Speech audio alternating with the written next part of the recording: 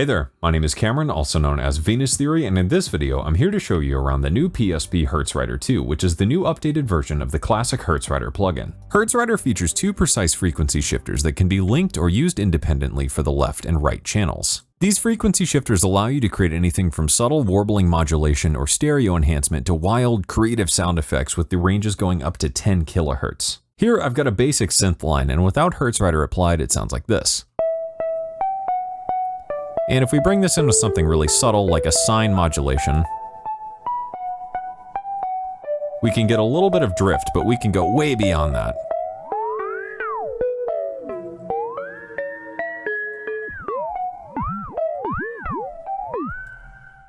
HertzRider 2 adds a couple of new features and updates to the classic HertzRider plugin, so although it looks very similar, it's got a couple cool new tricks up its sleeve. In the classic HertzRider, you could set an LFO shape and then a rate as well as depth and offset for the frequency shifters, but now you can use the sync button here to sync this to musical values. So with this new syncing function, we could take this basic synth line and add something like a saw down at a quarter note with some depth and spread and get some nice pulsating frequency shifted effects that are rhythmic.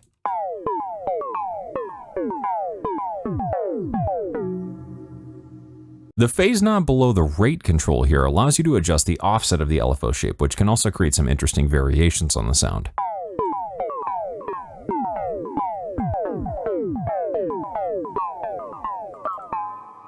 One of the really exciting new features of HertzRider 2 is the ability to utilize a sidechain input to create frequency shifting effects, which we can enable here by going down to the bottom and then changing this from internal to external. And what's cool is we can also blend smoothly between the internal and external modulators, with external representing the sidechain input. Below my synth line here, I've got some drums going on.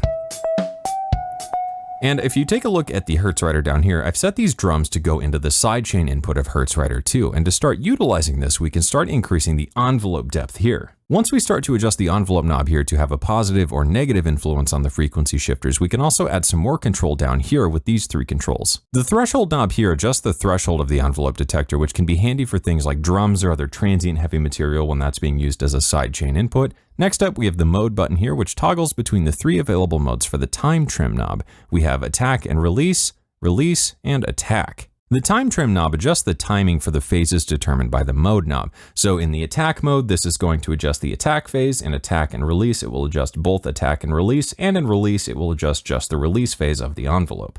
With that out of the way, let's start adjusting the time knob here and adjust the influence of the envelope with this sidechain input.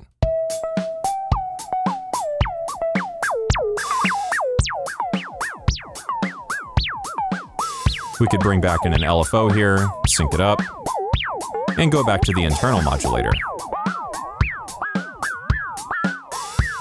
Or get a blend between the two.